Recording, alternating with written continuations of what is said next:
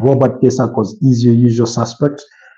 Today we are more than late for our usual broadcast. Had a lot of engagements today, and then the absence of power did not really help much our efforts, but we will try to avail ourselves whenever the opportunity presents itself.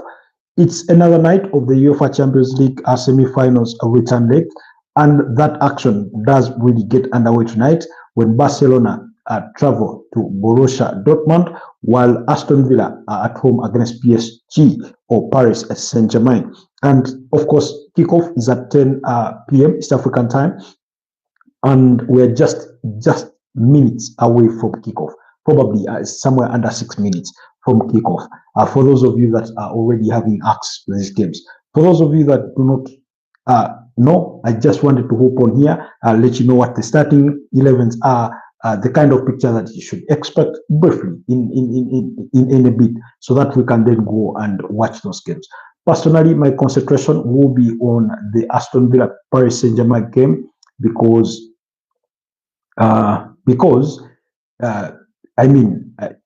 Barcelona's game is as good as done. Really, I do not expect Borussia Dortmund to pull off a miracle for a comeback. And so, while for Aston Villa with a -2 goal margin to, restore parity as far as aggregate score is concerned, is a much more plausible cause as far as these things are concerned. And clearly, it will be really interesting to know how things are going. And sorry about that, just checking out something small here, but anyways, that aside, so here's how Aston Villa are lined up. It's Emiliano Martinez in goal, Mati Cash, Ezri Konasa, Pau Torres, Lucas Digne, Boubacar Kamara. That's their back four. Mati Cash, Ezri Konsa, Pau Torres. Forgive about the mispronunciation there. Pau Torres, Lucas Digne. That's Aston Villa's back four. In midfield, it's Boubacar Kamara and Amadou Onana in that double pivot. And then, of course, right in front of them is another set of three players in John McGinn, the captain, Yuri Tillemans, and then Morgan Rogers, and then, of course, Marcus Rashford leading the lines there. Quite interesting. Again, a bit of a surprise for me. Maybe not that much, but again, I would fancy Asensio to start this game for as long as he's fit to start, and he does make the bench. And when you look at the Aston Villa bench, they do have Robin Olsen, Axel Disasi, Tyrone Mings, that's a centre back, Ross Barkley, midfielder, Oli Watkins, Marco Asensio, Ian Madsen, Lamere Bogart, Leon Bailey, Jacob Ramsey, and Sam Proctor. There for their bench. On the side of Paris Saint-Germain, in goal it's Gianluigi Donnarumma, Nuno Mendes does start at left back, William Pacho there in the centre back alongside Marquinhos and Achraf Hakimi to complete that back four there for Paris Saint-Germain for Luis Enrique's side. And then, of course, the midfield remains unchanged. It's Fabian Ruiz, Vitinha, and João Neves. And then that front three of Bradley Bacola, Kivicha Kvaratskhelia, and Ousmane Dembele as the false nine there. Some of the notable figures on the bench is Desire Doué. This one did start in that 3-1 victory at Parc de France. Then who else? Lucas Hernandez, of course, Goncalo Ramos, Lee Kan-in, some of the players that have made the PSG bench.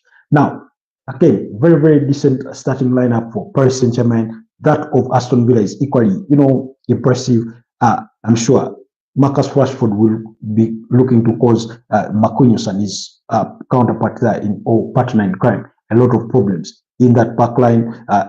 They will do everything to run at them for as much as they can. I think, if anything, PSG may struggle with in terms of tackling Aston Villa. The moment you allow Aston Villa to have a bit of that possession, they're going to run at you constantly. and really, because they really have the pace when it comes to Morgan Rogers, when it comes to Marcus Rashford. These are all really fast players.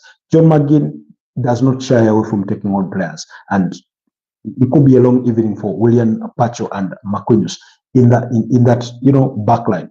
Of course, Nuno Mendes' quality is not big questions, as well as that of Achraf Hakimi. Again, I do think that if you want to win a game, you must dominate the midfield.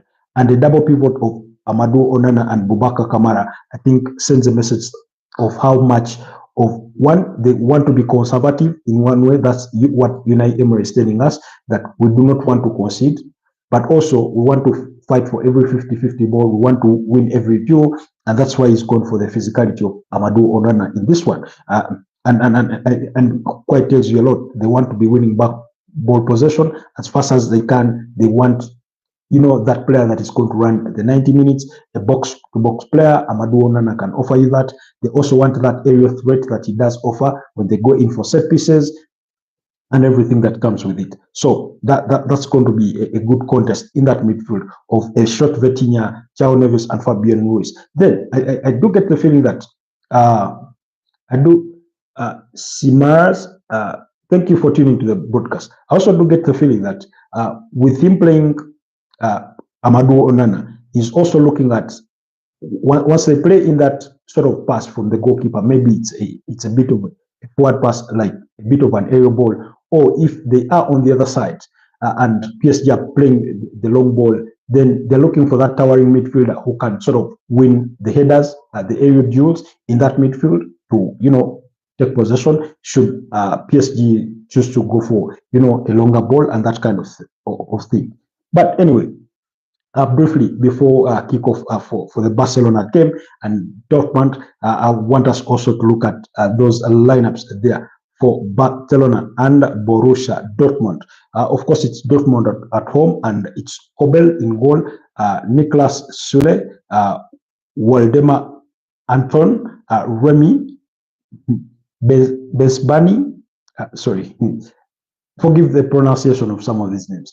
Hello, is it Rashid? I don't know how to pronounce your name, but thanks for tuning to the broadcast. Then Jan Koto, Felix Menka, Pascal Grob. For those of you that do remember Pascal Grob, he was applying his trade at Brighton and Hove Albion just a season ago or so. Then Daniel Svensson, that is the midfield four that Niko Kovac has lined up against his former assistant in Hans Flick on the other side of the Barcelona touchline.